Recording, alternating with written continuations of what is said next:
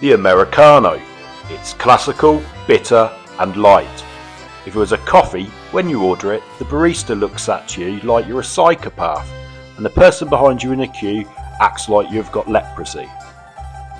Make sure you lamp that subscribe button. The lineup: Campari, sweet vermouth and soda water. Now this is essentially a Spritz cocktail, so it's a good light drink to have. It's a bit like a light Negroni, which you can assemble in the glass. Okay, let's kick this off by adding some ice to a Collins glass. The history of this drink goes all the way back to 1860 and Gaspar Campari's bar in Milan, Italy. It's a variation of the Milano Torino cocktail, and rumour has it the drink was apparently popular with the American tourists at the time, hence the name. Then add 1 ounce, that's 30 ml of Campari,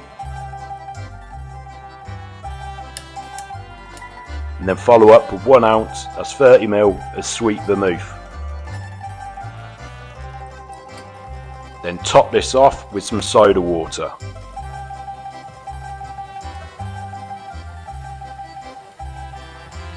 Give this a light stir with a bar spoon,